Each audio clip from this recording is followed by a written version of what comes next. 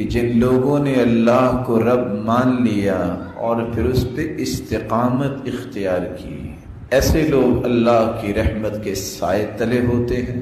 اور دیگر انعامات کا بھی تذکرہ کیا جس کی تفصیلات کچھ دیر کے بعد ہم بیان کریں۔ دوسری آیت وَلَا تَكُونُوا كَالَّتِي نَقَضَتْ غَزْلَهَا مِن بَعْدِ قُوَّةٍ أَنْكَاسًا، ایسی عورت کی طرح نہ ہو جاؤ جو کپڑا بنتے وقت ایک ایک دھاگے کو جوڑ کر کپڑے کی بنائی کرتی ہے، لیکن جب کپڑا بن جائے تو پھر ایک ایک دھاگا ادھیڑنا شروع کر۔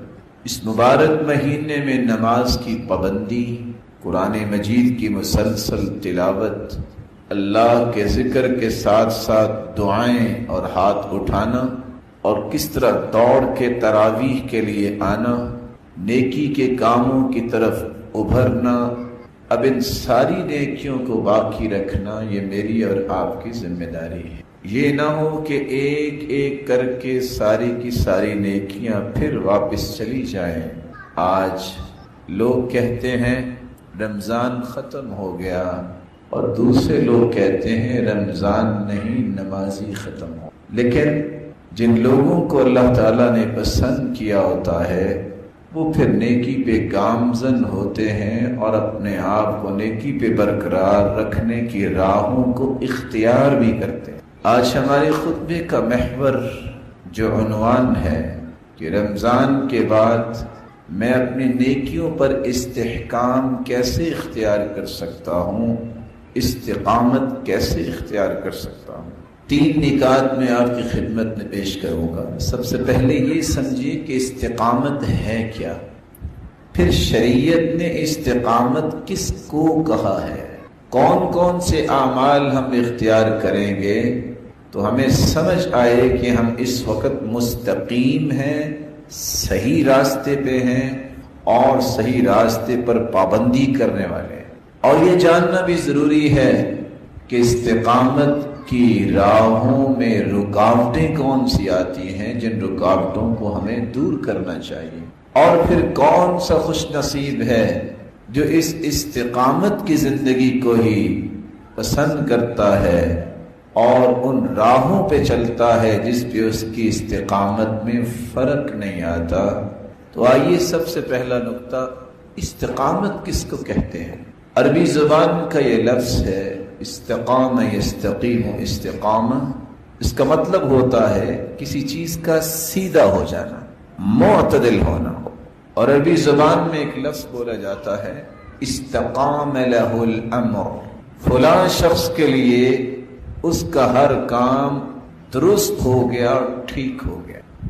وہ نیکیاں جو ہم نے رمضان میں کی، وہ عبادات جو ہم نے رمضان میں اختیار کی، اگر تو وہ میری اور آپ کی طبیعت کا حصہ بن گئی ہیں تو یہ استقامت ہے۔ اگر تو ان نیکیوں کی رغبت اور محبت باقی ہے تو ہم استقامت اختیار کر چکے۔ اور جب تک یہ لگن، یہ محبت، یہ نیکی کی طرف تڑپ اور شوق اور ذوق باقی رہے گا اور ہم وہ نیکیاں کرتے نظر آئیں، اس وقت تک ہم استقامت اختیار کیے ہوئے ہوں گے۔ اس لیے ابن حجر عسقلانی رحمۃ اللہ علیہ فرماتے ہیں الاستقامت کنایۃ عن التمسک بامر اللہ فعلا او ترکا۔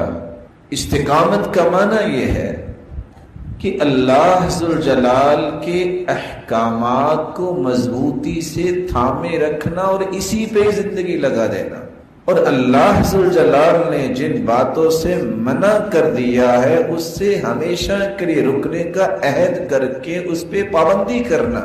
اور بعض علماء نے استقامت کی تعریف کرتے ہوئے یہ بھی کہا ہے هي الوفاء بالعهود كلها وملازمة الطريق المستقيم برعاية حد التوسط في كل الأمور۔ وہ وعدے جو اللہ تعالیٰ سے کیے ہیں ان وعدوں کی وفا کرنا، اللہ تعالیٰ سے عہد و پیمان جو کیے ہیں ان کی وفاداری کرنا، کہ میں اب نماز کی پابندی کروں گا، میں اب قرآن کی تلاوت کو کرتا رہوں گا، میں خیر خواہی مسلمانوں کی اور ہمدردی ہر وقت کرتا رہوں گا۔ اے اللہ میں تیرے ذکر سے غافل نہیں ہوں گا، تیرے محبوب پہ درود بھیجا کروں گا، اور ہر نیکی کے لیے ہر وقت تیار رہوں گا، اور ہر برائی سے اپنے آپ کو بچاتا رہوں گا۔ وہ وعدے جو اللہ ذوالجلال سے انسان نے کیے ہیں ان پر پختہ ہو جانا، ان کی وفا کرنا، یہ استقامت ہے۔ رسول اکرم صلی اللہ علیہ وآلہ وسلم نے اسی لیے استقامت کے مظاہر بیان کیے۔ مظاہر سے مراد کیا ہے؟ کون سی ایسی نشانیاں ہیں جس سے پتہ چلتا ہے کہ انسان استقامت اختیار کر چکا ہے؟ سب سے پہلی نشانی، جو انسان ایمانیات کے اندر پختہ ہو جاتا ہے وہ مستقیم ہو جاتا ہے۔ ایمانیات کیا ہے؟ ان تؤمن باللہ، اس کا اللہ پر ایمان آ جائے کہ اللہ کے سوا کوئی عبادت کے لائق نہیں، وملائکتہ، اللہ کے فرشتوں پر اس کا ایمان ہو کہ اللہ کے فرشتے اللہ کی نافرمانی نہیں کرتے، ان فرشتوں میں سے وہ بھی فرشتے ہیں جو میری ایک ایک بات کو نوٹ کرتے ہیں، اور وہ بھی فرشتے ہیں اگر میں نیکی کے کام کروں گا میری بخشش کی دعا بھی کرتے ہیں۔ وَكُتُبِهِ، اللہ کی کتابوں پر ایمان، وہ تورات ہو، زبور ہو، انجیل ہو، صحف ابراہیم، صحف موسیٰ، اور سب سے آخری کتاب جو مہیمن علیہ، سب پر مہیمن اور مسیطر ہے، اس کے نازل ہونے کے بعد سابقہ تمام کتب کے مسائل جو ہیں وہ قرآن کے تابع ہوں گے تو مانے جائیں گے، وگرنہ اس کتاب کو اللہ تعالیٰ نے سب سے مبارک کتاب بنایا ہے۔ قیامت تک رہنے والی دنیا کے لیے دستور اب یہ کتاب ہے، پہلی کتابیں نہیں۔ وَرُسُلِهِ، اس کا رسولوں پر ایمان پختہ ہو جائے کہ ہاں اللہ نے کچھ ایسی ہستیاں پیدا کی جو خالص اللہ کی طرف بلانے والی اور امت کو رشد و ہدایت کی راہ دکھانے والی ہیں، اور ان کے آخری پیغمبر، اس مبارک تسلسل کی آخری کڑی محمد الرسول اللہ صلی اللہ علیہ وسلم ہے۔ قیامت تک انہی کا یہ سکہ چلے گا، ان کی آمد کے بعد اور پھر ان کے اللہ عز و جلال کے پاس چلے جانے کے بعد قیامت کی دیواروں تک کوئی نبی نہیں آئے گا، اور اگر کوئی دعویٰ کرے گا بھی تو وہ جھوٹا ہوگا۔ والیوم الآخر، اس کا آخرت پر ایمان ہو، مضبوط ہو جائے کہ ایک وقت تو آنے والا ہے مجھے اپنے رب کے سامنے حاضر ہونا ہے، مجھے جواب دینا ہے۔ وبالقدر خیرہ والشر، چھٹی بات، جہاں اس کا اللہ پر، فرشتوں پر، کتابوں پر، رسولوں پر اور آخرت کے دن پر ایمان ہو، وہاں اس کا اس بات پر بھی ایمان مضبوط ہونا چاہیے کہ تقدیر میں جو اللہ نے لکھا ہے وہ صحیح لکھا ہے، میری ناقص دانش مانے یا نہ مانے، میرے رب کے فیصلے بہت اچھے ہیں۔ بس اوقات مجھے سمجھ آتی ہے، بس اوقات نہیں آتی، یہ میری عقل کا قصور تو ہو سکتا ہے، لیکن میرے رب کے فیصلوں میں کوئی خلل نہیں ہے، کوئی نقص نہیں ہے۔ اس لیے نقص نہیں ہے، احکم الحاکمین وہ ہے، اس جیسا کوئی فیصلہ کر ہی نہیں سکتا۔ جس طرح میں اور آپ اپنے بارے میں اتنا نہیں جانتے جتنا میرا رب جانتا ہے، جب وہ زیادہ جانتا ہے تو اسی کا ہی فیصلہ صحیح ہوگا۔ اس لیے اللہ کے رسول صلی اللہ علیہ وآلہ وسلم سے صحابی نے سوال کیا، قل لی فی الاسلام قولا لا اسأل عنہ احدا بعدک، ایک بات مجھے اسلام کی سمجھا دیجئے کہ جس کے سمجھنے کے بعد میں کسی سے پوچھوں نہیں، مجھے ضرورت ہی نہ رہے۔ آپ نے دو لفظ بولے، فرمایا قل آمنت باللہ ثم استقم، میرے صحابی یہ کہہ دو کہ میں اللہ پر ایمان لایا، پھر اس پہ مضبوطی اختیار کرنا، استقامت اختیار کرنا۔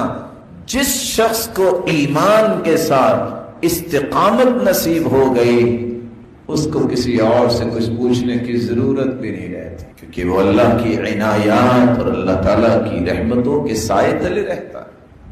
دوسری نشانی، رسول اللہ صلی اللہ علیہ وسلم پر قرآن نازل ہوا ہے اور اللہ ذو الجلال فرماتے ہیں وَأَنِ اعْبُدُونِي هَذَا صِرَاطٌ مُسْتَقِيمٌ، اور دوسری جگہ فرمایا وَمَن يَعْتَصِم بِاللَّهِ فَقَدْ هُدِيَ إِلَى صِرَاطٍ مستقیم۔ اور تیسری جگہ اللہ عز و جلال نے اپنے پیغمبر کو ایک حکم دیا فَاسْتَقِمْ كَمَا أُمِرْتَ وَمَنْ تَابَ مَعَكَ وَلَا تَطْغَوْا إِنَّهُ بِمَا تَعْمَلُونَ بَصِيرٌ۔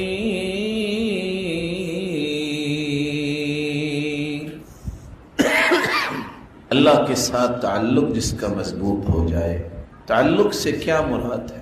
جب بھی اسے کوئی پریشانی آئے اس کے ہاتھ اٹھیں تو اللہ کی، اس کے دل کی تمام تمنائیں، تمام تسلیاں اگر ہوں اور تمنائیں پوری کرنے کی جگہ اسے نظر آئے تو اللہ کی ذات نظر۔ اس لیے قرآن نے کہا ہے جس نے اللہ کو مضبوطی سے پکڑ لیا، اللہ کے تعلق کو مضبوط کر لیا، میرا رب مجھے ضائع نہیں کرے گا، میرا رب مجھے محروم نہیں کرے گا، یہ یقین کر لے تو یہ صراط مستقیم پہ گامزن ہو جاتا ہے۔ اس لیے فرمایا فَاسْتَقِمْ كَمَا أُمِرْتَ، جس بات کا اللہ نے حکم دے دیا ہے اس پہ ثابت قدمی دکھاؤ۔ وَمَن تَابَ مَعَكَ، اور وہ لوگ جنہوں نے توبہ کی ہے ان کو بھی ایسا ہی کرنا چاہیے، اور ان کو بھی طغیانی اختیار نہیں کرنی چاہیے، کیونکہ اللہ جانتے ہیں کون کیا کرتا ہے، اللہ سے تو کوئی چیز مخفی نہیں۔ یہ وہ آیت تھی جس کی وجہ سے اللہ کے رسول نے فرمایا تھا شیبتنی ہود واخواتها، لوگوں مجھے بوڑھا کر دیا ہے سورت ہود نے اور اس طرح کی دیگر سورتوں نے، اذا الشمس کورت ہے، اذا السماء انفطرت ہے، جس میں قیامت کی ہولناکیاں بیان ہوئی ہیں، اور سورۃ ہود میں استقامت اور ثابت قدمی کی بات نے مجھے بوڑھا کر دیا ہے۔ لیکن آج انسان بوڑھا کیوں ہوتا ہے؟ آخرت کے غم اور فکر سے نہیں، آج انسان پہ بڑھاپا وارد ہوتا ہے دنیا کی اس زندگانی کے پیچھے چل کے اپنے آپ کو کھپا کے۔ بلکہ کہنے والے تو یہ کہہ دیتے ہیں، نہ جانے کیوں کہہ دیتے ہیں شیبتنی زوجتی و اولادہا، بھئی میں کیا بتاؤں، مجھے تو میری بیوی اور بچوں نے بوڑھا کر دیا۔ اور اللہ کے رسول فرماتے ہیں مجھے سورۃ ہود کی یہ آیت اور اس طرح کی قیامت کی ہولناکیوں کو پڑھنے کے بعد، سوچنے کے بعد میرے بال سفید ہو گئے۔ اللہ ذو الجلال ایسا تعلق ہمیں بھی نصیب فرمائے۔ تیسری نشانی، اگر رمضان کے بعد آپ کی تلاوت قرآن کی اسی طرح جاری ہے تو خوش ہو جائیے، آپ استقامت بھی ابھی تک قائم ہے۔ لیکن اگر شوال کا چاند نظر آنے کے بعد قرآن اپنے جگہ پہ اور آپ اپنی جگہ پہ، اس کا مطلب یہ ہوا کہ آپ نے استقامت کا یہ خوبصورت زاویہ چھوڑ دیا ہے۔ رسول اکرم صلی اللہ علیہ وآلہ وسلم نے زمین پہ بیٹھ کے کچھ خط کھینچے، ایک لائن سیدھی کھینچی، کوئی دائیں بائیں لائنیں بھی کھینچی، پھر آپ نے فرمایا یہ جو سیدھی لائن ہے یہ لائن ہے صراط مستقیم کی، اور دائیں بائیں جو لائنیں میں نے کھینچی ہیں یہ مختلف وہ راستے ہیں جو انسان کو صحیح راستے سے گمراہ کر دیتے ہیں۔ اس لیے رسول اللہ صلی اللہ علیہ وآلہ وسلم نے صحابہ کرام کو سب سے بڑی لائن یہ دی تھی کہ جب تک تمہاری قرآن سے محبت قائم رہے گی، اس کی تلاوت کرنا، اس کو سمجھنا، اس پہ عمل کرنا، اس کی دعوت کو دنیا میں عام کرنا، اس سے بڑا کوئی بھی استقامت والا انسان نہیں۔ ایک غم بھی میں آپ سے شیئر کر لیتا ہوں، مجھے امید ہے کہ آپ ناراض نہیں ہوں گے۔ میرے بھائی، دنیا کی کون سی ایسی کلاس ہے جس کو پاس کرنے کے لیے کتاب پڑھی نہیں جاتی، سمجھی نہیں جاتی؟ خواہش میری اور آپ کی یہ ہو کہ میں گولڈ میڈلسٹ ہو جاؤں اور پھر پوری کتاب کو یاد نہ کروں اور امتحانات کو خوبصورت طریقے سے کراس کرنے کے لیے میری صحیح تیاری نہ ہو۔ سچ بتائیے، کوئی ایسا ہے اللہ کا پیارا بندہ جو ہاتھ کھڑا کر کے کہہ دے کہ الف لام میم سے لے کے من الجنت والناس کی جتنی آیات، ان تمام آیات کو میں نے سمجھا ہوا ہے کہ میرا رب مجھے کیا کہنا چاہتا ہے؟ کوئی ہے ایسا؟ اور میری اور آپ کی زندگیاں گزر گئیں، یہ 40 سال، 35 سال، اور کتنے ایسے ہمارے محترم اور معزز 60 سال کی عمر کو پہنچ گئے۔ میں صرف ایک گزارش کرتا ہوں کہ صرف قرآن ہی ایسی کتاب ہے جس کو سمجھنے کے لیے ہم نے کبھی سوچا ہی نہیں؟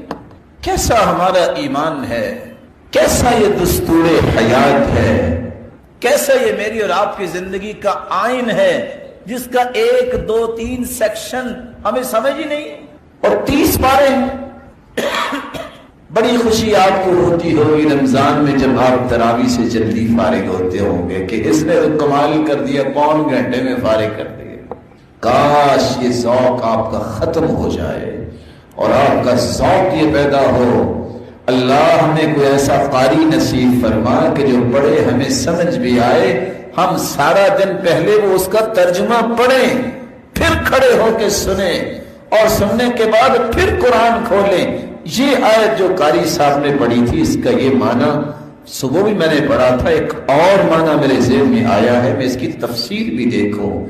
قرآن کا تعایش جو ہے، قرآن مجید کی تلاوت اور اس کے معانی کو غور سے سمجھنا اور پھر معانی کے مطابق پڑھنا، اللہ کی قسم اس کی لذت اتنی ہے کہ جی چاہتا ہی نہیں ہے کہ انسان قرآن کو چھوڑ دے، جی یہی چاہتا ہے کھانے پینے کے اوقات بھی قرآن پہ لگا دے۔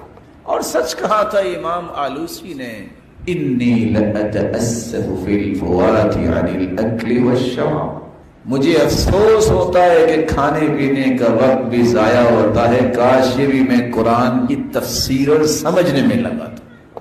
چوتھی نشانی، گھر سے وضو کر کے آپ آتے تھے، دوڑتے تھے کہ تراویح نہ نکل جائے۔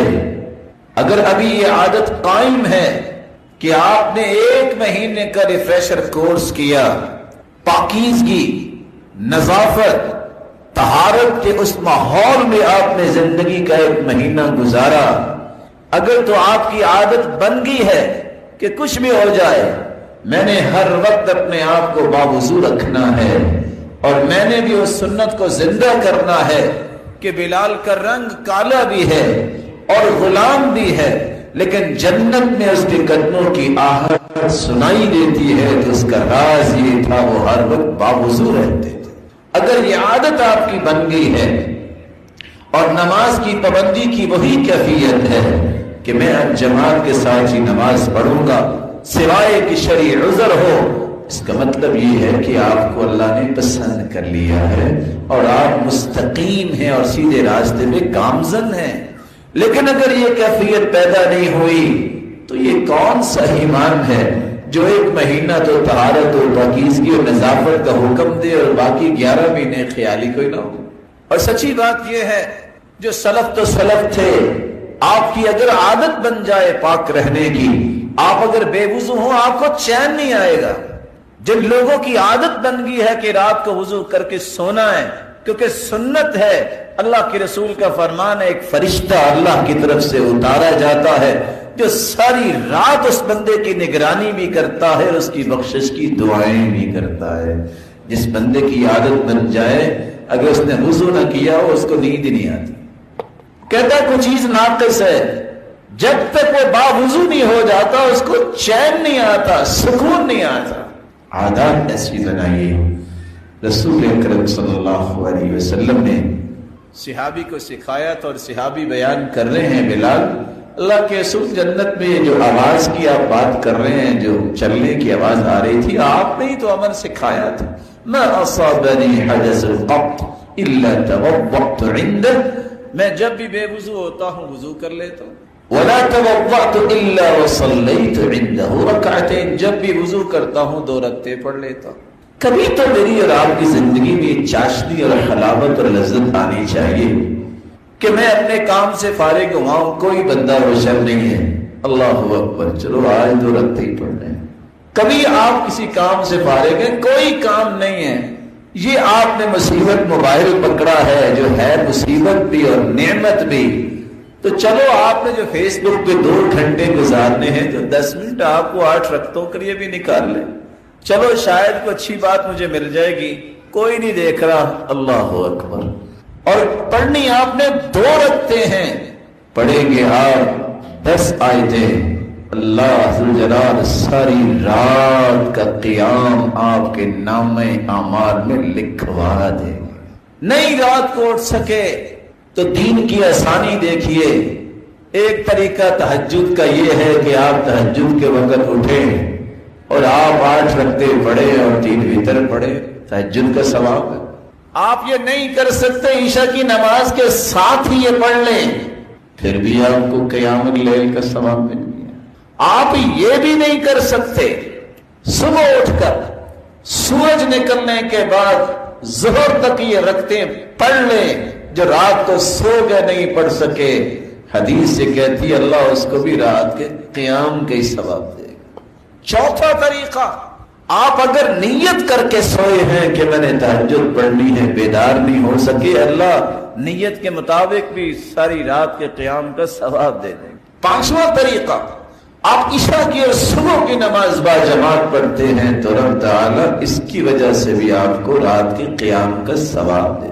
اور علماء نے تو یہ بھی کہا ہے جو وتر پڑھ کے سوتا ہے، قیامت کو جب صفیں لگیں گی تو رات کے قیام کرنے والوں کے صف میں یہ وتر والا بھی کھڑا ہو.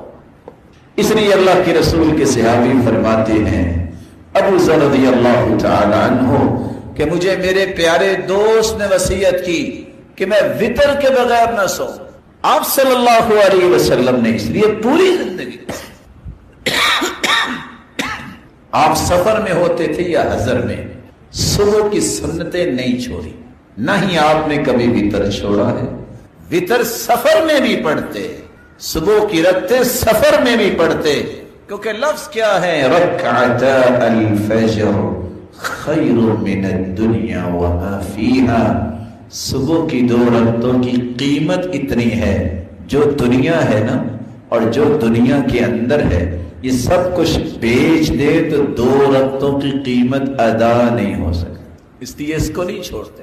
5ویں نشانی یہ ہے، اپنے اندر چیک کرنا چاہیے، مجھے اور آپ کو دیکھنا ہے کہ میں کہاں کھڑا ہوں. میں رمضان میں تو زبان کی حفاظت کرتا تھا، کیونکہ حدیث آ گئی ہے کہ جو بندہ زبان کی حفاظت نہیں کرتا، کھانا پینا چھوڑ دیتا ہے، ایسے بھوکے کو بھوکا رہنے کی کیا ضرورت ہے، اللہ کو ایسے بندے کی پرواہ ہی نہیں ہے. یہ 1 مہینے کی مشق پریکٹس کا فائدہ اب پتہ چلے گا. اگر میرا اخلاق اسی طرح بلند ہے، میں گالی گلوچ سے پرہیز کرتا ہوں، میں زبان درازی سے پرہیز کرتا ہوں، اس کا مطلب یہ ہے کہ میں استقامت کی نعمت سے نوازا گیا ہوں. اور اگر میرا اسی طرح ہی بگڑا مزاج ہے، جب چاہوں 1 سے 4 گالیاں دے دوں، جب چاہوں کسی کی پگڑی اچھالنے میں تاخیری نہ کروں، جب چاہوں کسی کو ذلیل کرنے کے لیے زمین و آسمان کے خلافے ملا دوں، اس کا مطلب یہ ہے کہ وہ تو ایک الگ موسم تھا، اس کا اثر مجھ پہ نہیں رہا. رسول اللہ صلی اللہ علیہ وسلم نے فرمایا، استقم ولتحسن خلقک، استقامت اختیار کرو. اور استقامت کیسے اختیار کریں گے؟ اپنے اخلاق کو اچھا بنا. اخلاق کیسے اچھا بنتا ہے؟ اس کے چند معانی و مفاہیم بھی سمجھ لیجئے.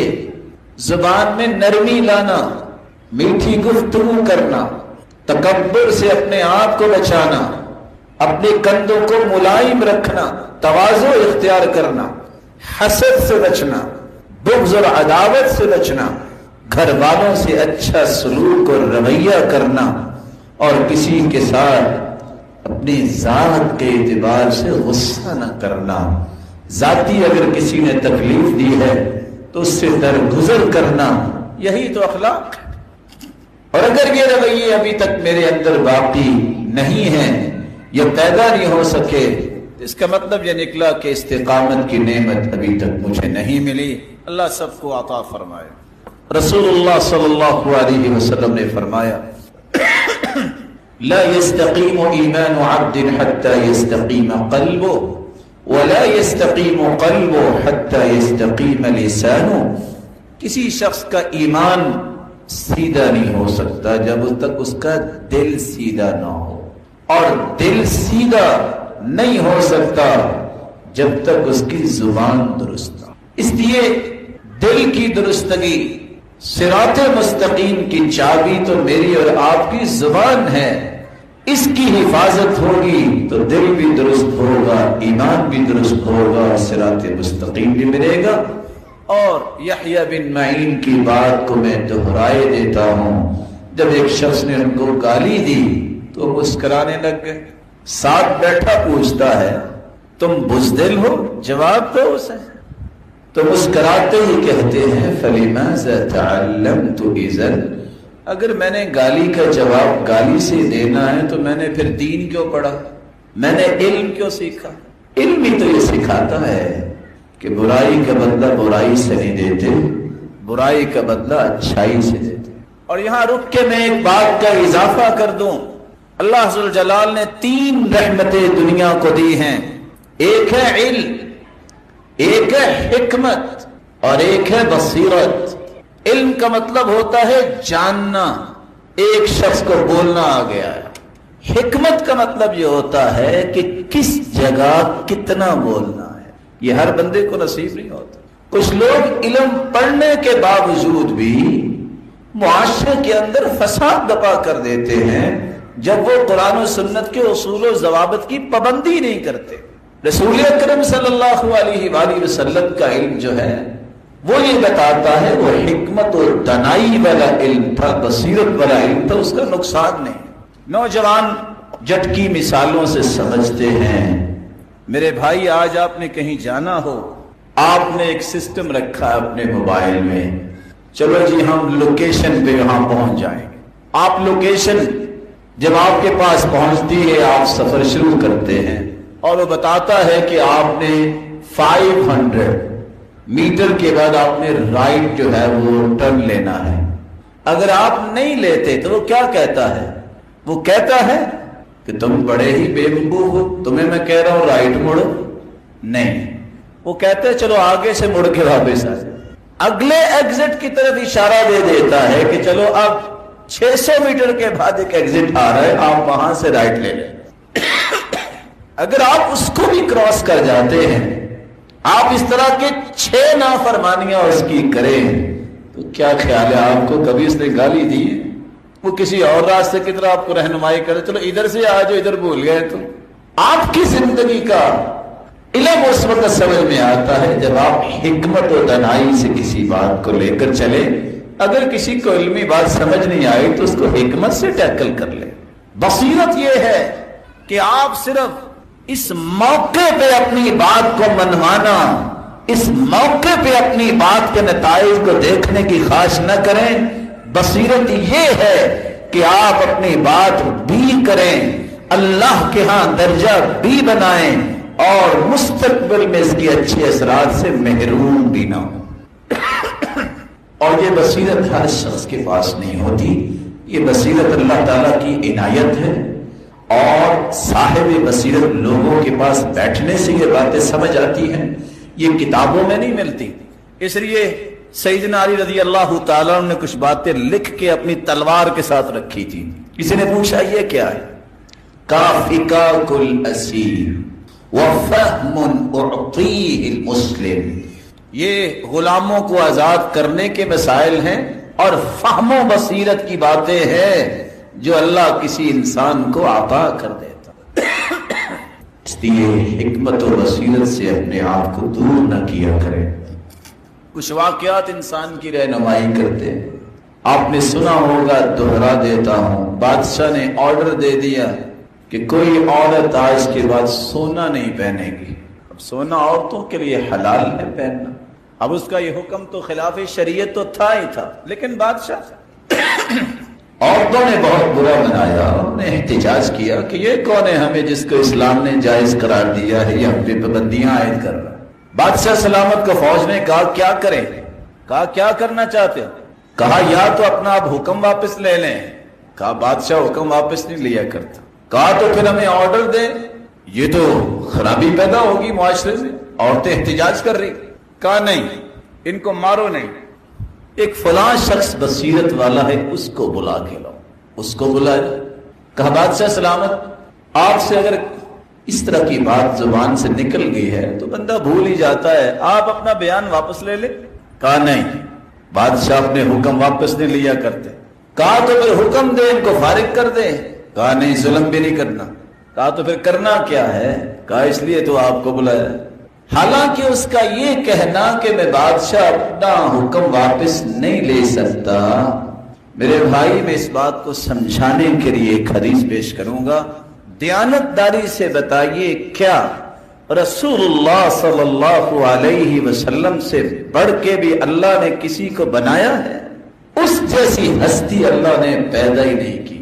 کان اذا حلف علی شیء، اللہ کے رسول اگر قسم اٹھا لیتے، قسم، ثم رأى خیرا منہ، پھر دوسری بات اس قسم والی بات سے اچھی نظر آتی، کفر عن یمینہ وحلف یمینا آخر، تو پہلی قسم کا کفارہ دے کے دوسری چیز کی قسم اٹھا، کوئی عیب نہیں۔ اس لیے اگر انسان سے کوئی بات ایسی ہو گئی ہے، اس کی بصیرت یہ ہے فوراً رجوع کر لے، کچھ نہیں ہوگا۔ ایک لمحے کی بات ہے، اللہ کے قریب ہونے کا آسان طریقہ، مجھ سے کوتاہی ہوگی، اللہ مجھے معاف کر۔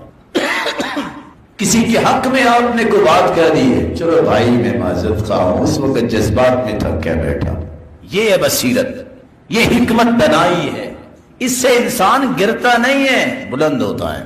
من تواضع للہ رفعہ اللہ، جو جتنا تواضع اختیار کرتا ہے اللہ اتنی اسے بلندی عطا کرتے ہیں۔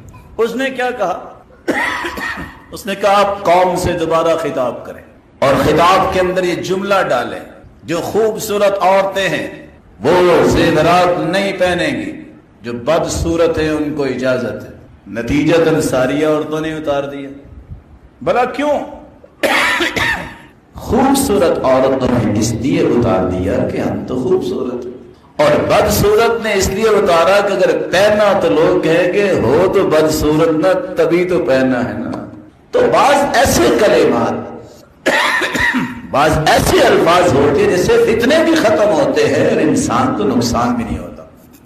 معاویہ رضی اللہ تعالیٰ عنہ، صحابی جلیل، کاتب وحی، رسول اکرم صلی اللہ علیہ وسلم کے پیارے صحابی، جن نے 20 سال کے قریب حکومت کی، اللہ تعالیٰ نے کتنے انعامات سے ان کو نوازا۔ ان انعامات میں سے ایک انعام بصیرت اور حکمت و دانائی کا تھا۔ عبد الملک بن مروان ساتھیوں کو تلواروں پہ زہر لگا کے لے کے آیا، لیکن آج چھوڑنا نہیں۔ اگر آپ غصہ نہ کریں تو ایک حکمت کی بات بتا دوں، کسی میرے پیارے بھائی سے کہیں یا مجھے بتا دے یا انتظار کر لے کہ پانی گلاس میں لے آئے، یہ بھی ایک حکمت ہے کہ ہماری بات جاری رہے، مردہ دل نہیں ہونا چاہیے۔ چلو میں تو ایک دیہاتی آپ جیسا بھائی ہوں، کوئی بڑا آدمی آ گیا تو وہ آپ کے ساتھ ناراض بھی ہوگا، میں تو خیر نہیں ہو سکتا کیونکہ آپ میرے لیے محترم ہیں۔ یہ بھی حکمت ہے کہ اللہ کے رسول صلی اللہ علیہ وسلم کان اذا کرہ شیئا عرفناه فی وجہہ، اللہ کے رسول جب ناراض ہوتے تو صحابہ کہتے ہیں ہم ان کے چہرے سے پہچان لیتے کہ اس وقت آپ راضی نہیں ہیں۔ یہاں کو 20 مرتبہ بھی کھانسے تو ہم سمجھتے ہیں عادت ہی ہوگی، نہیں، آداب سیکھنے چاہیے۔ اللہ آپ کو سلامت رکھے۔ میں ہی آپ سے گزارش نہیں کروں گا تو کون کرے گا؟ حق یہ ہے کہ آپ پہلے پانی رکھ دیں، کسی اور کو بھی پانی پلانے کا موقع مل جائے، دونوں طرف پانی رکھنا چاہیے۔ یہ سارے پیسے یہ سارے بینک بیلنس میرے بھائیوں تم نے چھوڑ کے جانے ہیں، اور میری دعا ہے کہ اللہ آپ سب کو اپنے گھر کی زیارت نصیب فرمائے۔ وہاں جمعے سے 1 گھنٹہ پہلے ہر بندے کے سامنے پانی رکھا ہوتا ہے، ان کے پاس حرام کے پیسے نہیں ہیں، ان کا دل یہ چاہتا ہے کہ جمعہ پڑھنے والے پانی کا گھونٹ پی لیں گے تو اجر ہمیں بھی مل جائے۔ باپ اور بیٹا مسجد میں آئے، باپ نے پانی پیا، بیٹا کہتا ہے ابا جان ابھی تو گھر سے پی کے آئے، کہا بیٹا نہیں، جس نے یہ پانی رکھا ہے اس کو اجر مل جائے۔ اللہ ہماری حکمت اور دانائی والی طبیعت بنا دے۔ تو بات یہ کر رہے تھے کہ بعض ایسے کلمات ہوتے ہیں جس سے انسان فتنہ بھی ختم ہوئی، خیرا یفقہہ فی الدین، جس کو اللہ دین کی سمجھ دے دے، اس کا مطلب یہ ہے کہ وہ اللہ کا پسندیدہ بن گیا۔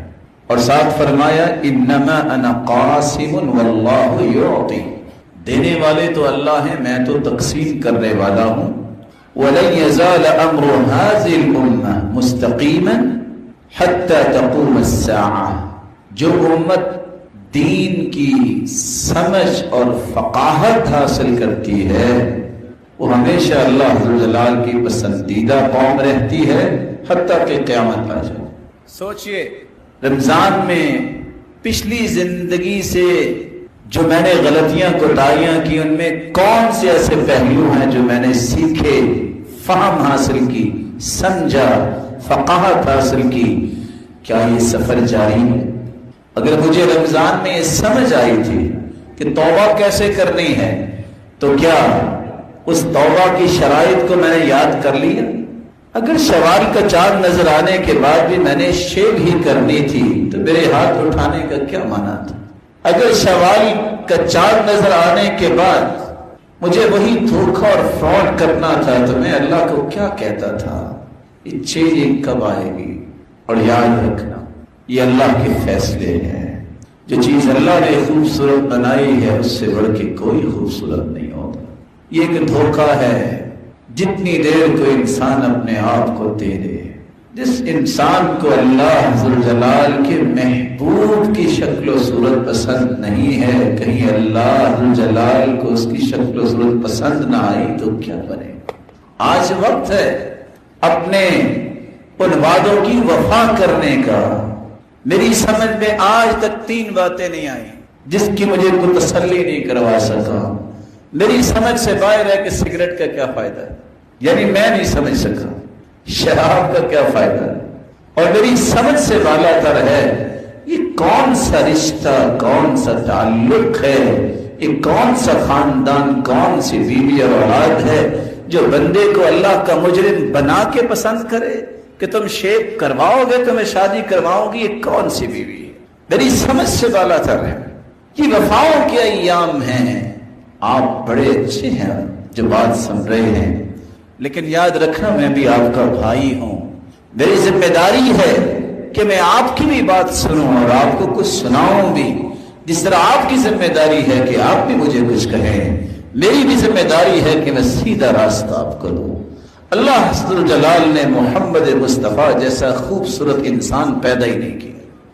اگر یہ عیب ہوتا داڑھی رکھنا تو کم از کم انبیاء کو اللہ حکم نہ دیتے اور انبیاء اس کی رکھوالی نہ کرتے۔ رسول اکرم صلی اللہ علیہ وآلہ وسلم نے یہ فرمایا تھا لوگوں استقامت اختیار کرو، اور ساتھ یہ بھی فرمایا اللہ کے رسول کے صحابی حذیفہ نے، کبھی تم دائیں جاتے ہو کبھی تم بائیں جاتے ہو، یہ استقامت نہیں، استقامت سیدھی راہ پہ اپنے آپ کو گامزن کرنے کا نام ہے۔ استقامت سے کیوں انسان پھرتا ہے؟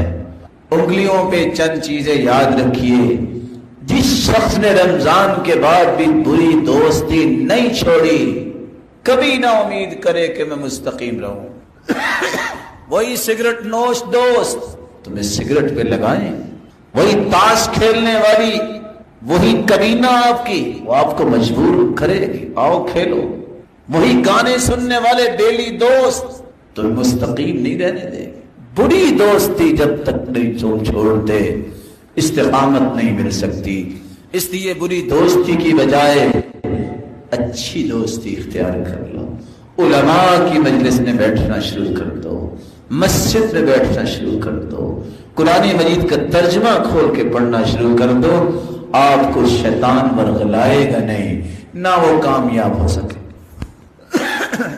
رسول اللہ صلی اللہ علیہ وسلم نے جو قصہ بیان کیا، وہ جس شخص نے 99 قتل کیے تھے، آخر پادری سے پوچھا میری توبہ ہے کہ نہیں، اس نے کہا کوئی نہیں، اس نے اس کی بھی گردن اڑا دی، 100 کا قاتل بن گیا۔